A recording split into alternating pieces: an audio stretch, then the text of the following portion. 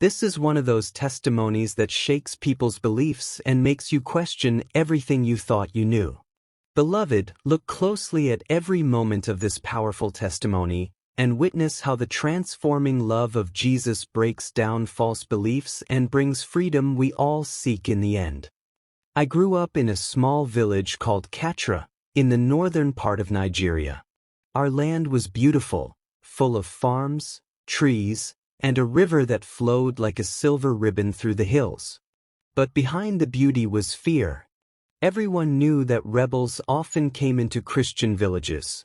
They burned homes, destroyed churches, and kidnapped pastors. As a boy, I saw my parents whisper during evening prayers, asking God for protection. I saw neighbors flee in the middle of the night, carrying nothing but the clothes on their backs. We lived every day with the sound of gunshots in the distance. People spoke softly, like they were afraid their words alone could bring trouble. The rebels hated our gatherings. Whenever we sang too loud in church, there was always fear that someone outside might hear and report us. Still, we gathered, believing that even if they came, God was watching.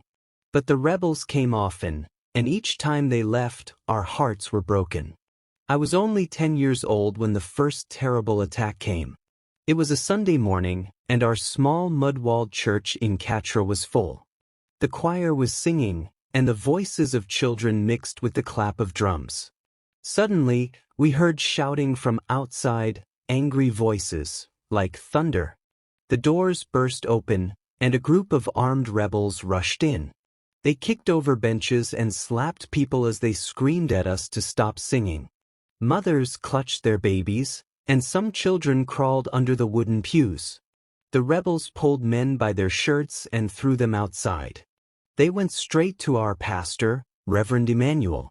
He was a tall man with a gentle smile. The rebels grabbed him by the neck of his shirt and dragged him out in front of everyone. People cried and begged, but the rebels were determined. Reverend Emmanuel did not fight. He just lifted his face to heaven as they tied his hands. That day, they carried him into the forest. We waited for weeks, hoping he would return, but he never came back. The fear grew heavier. Every time we met for worship, the empty seat where he used to sit reminded us of the cost of following Christ in our land. 2 years after Reverend Emmanuel was taken, we had a new pastor. His name was Pastor Stephen, a man from a nearby town called Gwoza. He came to us even though he knew what had happened to our last shepherd.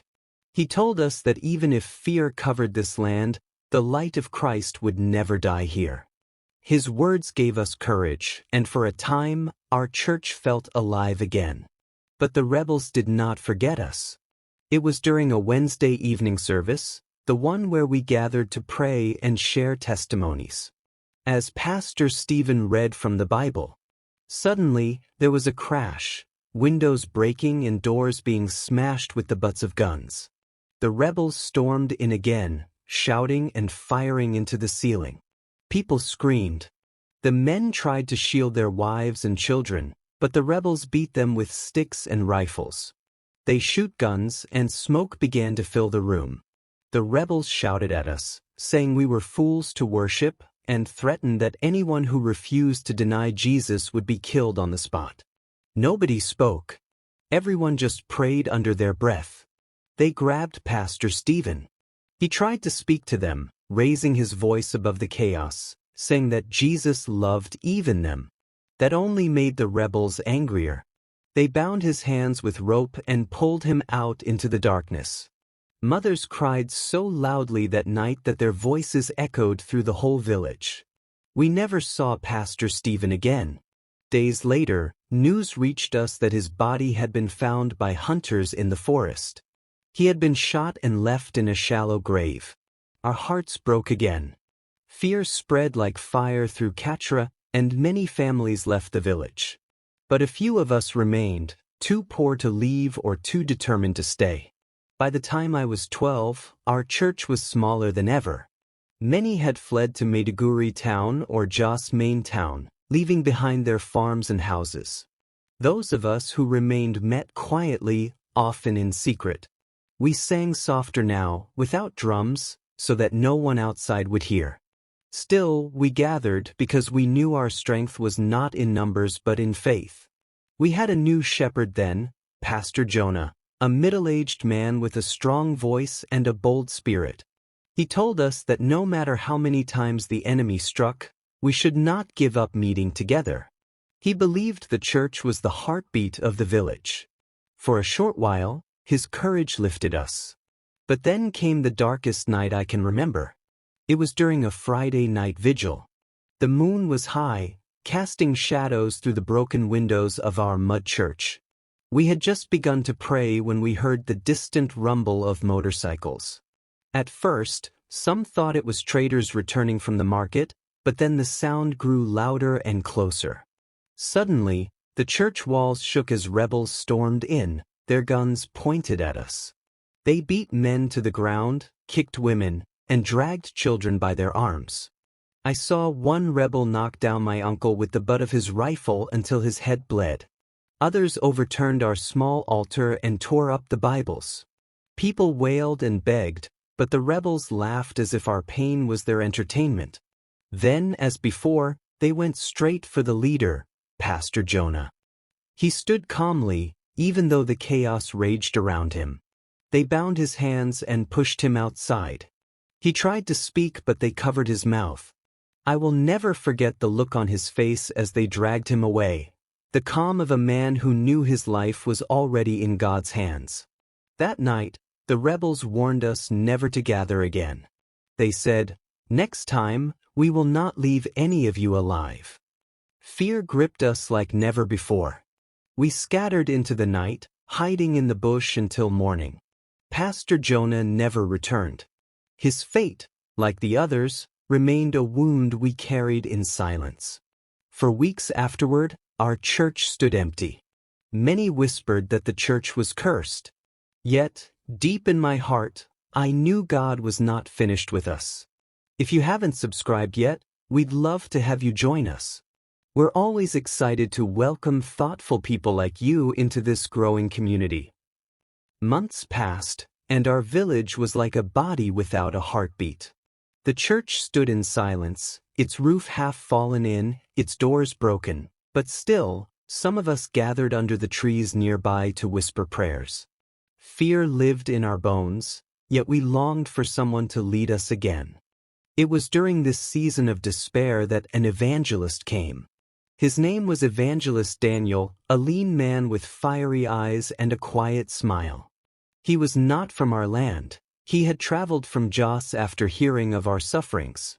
When he arrived in Katra, the elders gathered him secretly in my father's compound to warn him. They told him about Reverend Emmanuel, Pastor Stephen, and Pastor Jonah. They told him of the kidnappings, the graves, the threats, the blood on the church floor. They begged him to leave before it was too late. But Evangelist Daniel shook his head. He said God had revealed to him that he must come to Katra. He let us know that to live is Christ, and to die is gain. His words were not loud, but they carried weight. For the first time in many months, hope flickered in our hearts. Within days, he began to gather us again for worship. We met openly in the broken church, even though fear whispered in every corner. He preached with boldness, speaking of forgiveness, love, and courage. He reminded us that Jesus walked into danger for our sake and that we must not let fear silence our songs. Children returned to sing, mothers clapped their hands again, and the men prayed loudly as though daring the rebels to hear. For 6 days, the village felt alive again, like dry bones breathing after rain. But deep inside, we all knew what could happen. Each drumbeat carried a question: would the rebels come again? And they did. It was the 6th day after Evangelist Daniel's arrival, a Sunday morning that began with joy. The sun rose golden over the hills, and people streamed into the broken church, some barefoot, some carrying stools because the benches had been smashed long ago. The air was full of singing, louder than it had been in years. Even the old men who rarely left their compounds came to worship that day. I remember how Evangelist Daniel stood at the front with his hands lifted, his voice clear as he led us in prayer. He spoke about courage, about how faith was strongest when tested. I felt something powerful in the room, as though heaven itself was leaning close. Then it happened. A loud roar of engines cut through our singing. Motorcycles. The ground trembled as they drew nearer. People froze, their voices breaking off mid-song.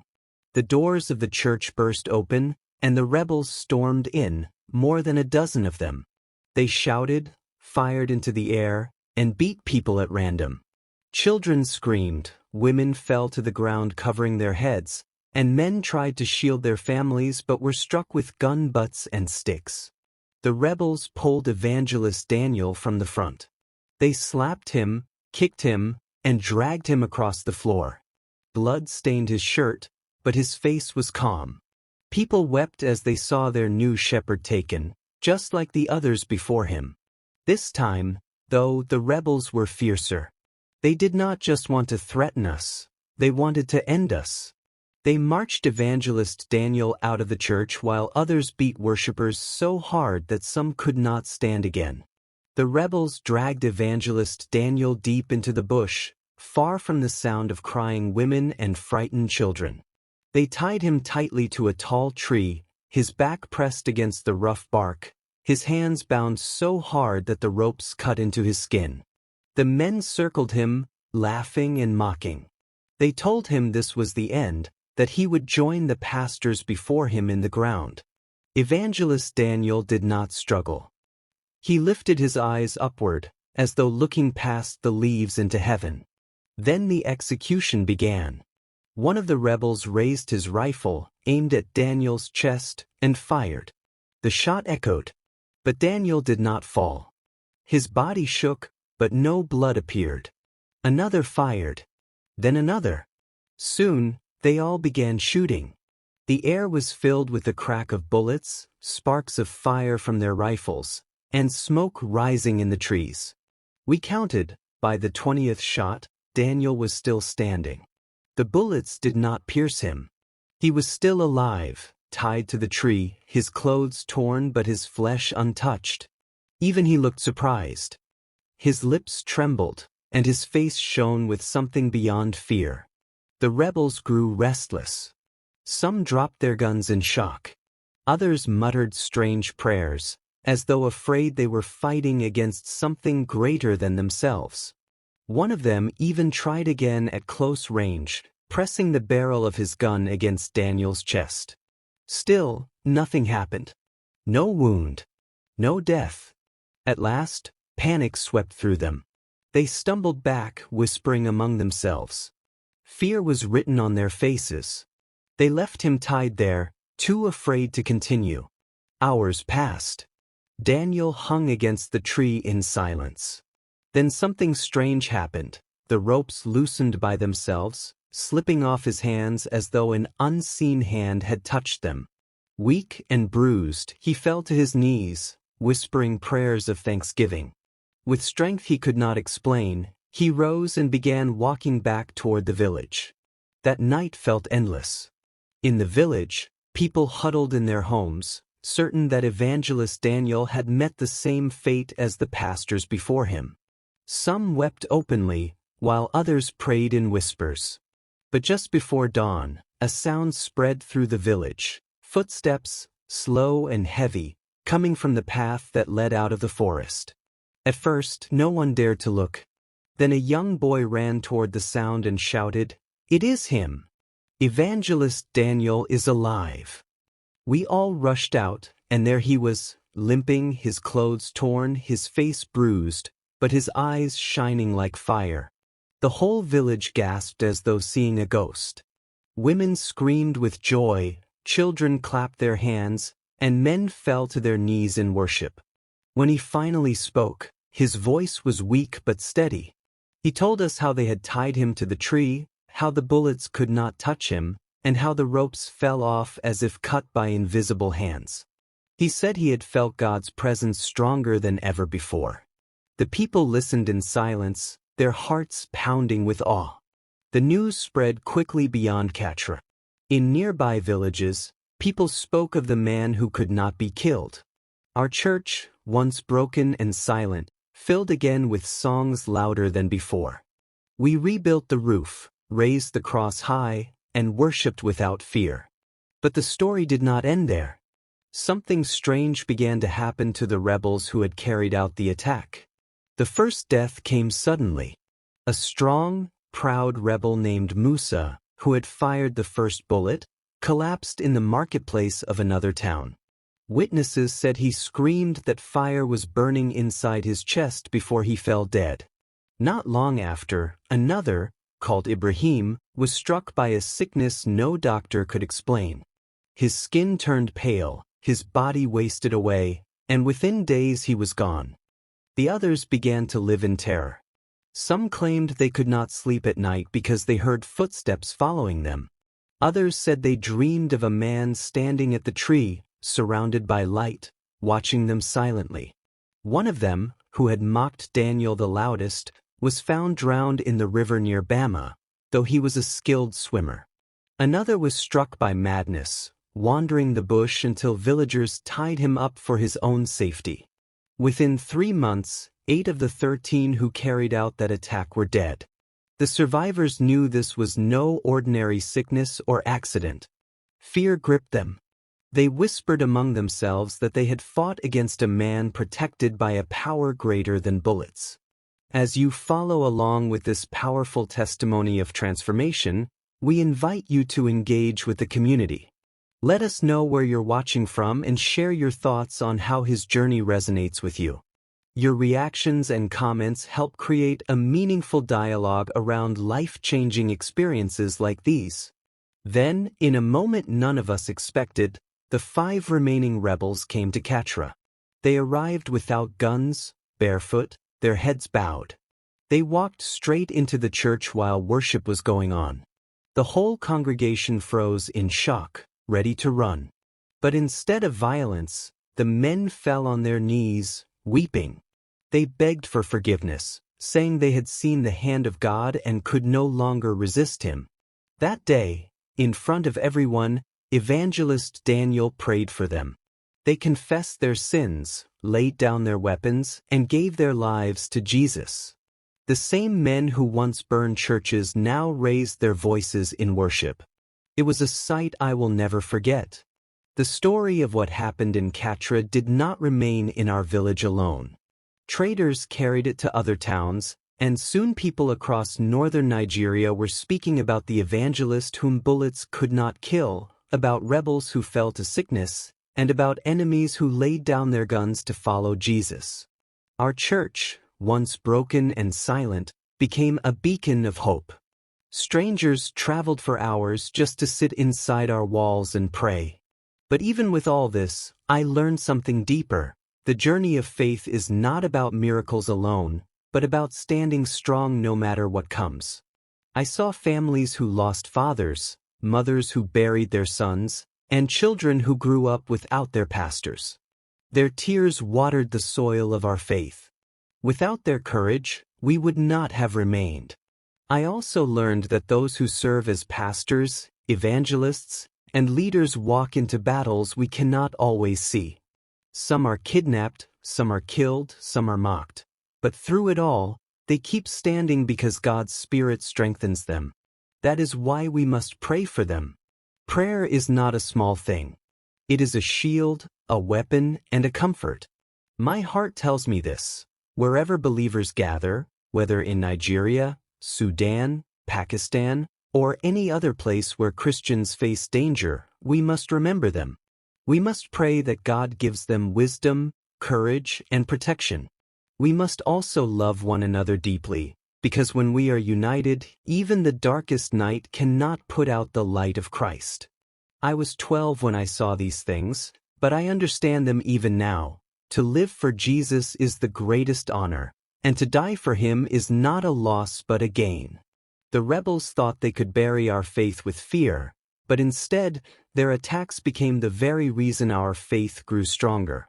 So I say to you, brothers and sisters, hold on to God's word.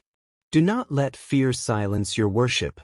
Pray for your leaders, love one another, and remember that Christ is alive, even in the hardest places. His light cannot be put out.